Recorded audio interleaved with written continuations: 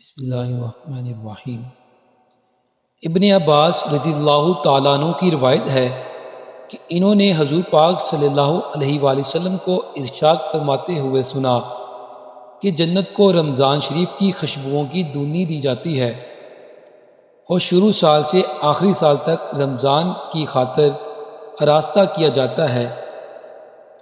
جب رمضان مبارک کی پہلی رات ہوتی ہے تو عرش کے نیچے سے ایک ہوا چلتی ہے جس کا نام مسیرہ ہے، جس کے جھونکوں کی وجہ سے جنت کے درختوں کے پتے اور کواڑوں کے حلقے بجنے لگتے ہیں، جس سے ایسی دل آویزہ سریلی آواز نکلتی ہے کہ سننے والوں نے اس سے اچھی آواز کبھی نہیں سنی، اور خشوع نما آنکھوں والی حوریں اپنے مکانوں سے نکل کر جنت کے بلاخانوں کے درمیان کھڑی ہو کر آواز دیتی ہیں، کوئی ہے اللہ کی بارگاہ میں ہم سے منگنی کرنے والا تاکہ حق تعالی شانو اس کو ہم سے جوڑ دے۔ پھر وہی حوریں جنت کے دراگۂ رضوان سے پوچھتی ہیں کہ یہ کیسی رات ہے؟ وہ لبیک کہہ کر جواب دیتے ہیں، رمضان مبارک کی پہلی رات ہے، جنت کے دروازے محمد صلی اللہ علیہ وآلہ وسلم کی امت کے لیے آج کھول دیے گئے ہیں۔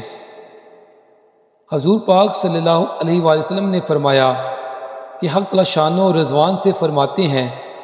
کہ جنت کے دروازے کھول دے، اور مالک جہنم کے دراغوں سے فرماتے ہیں کہ محمد صلی اللہ علیہ وآلہ وسلم کی امت کے روزے داروں پر جہنم کے دروازے بند کر دے،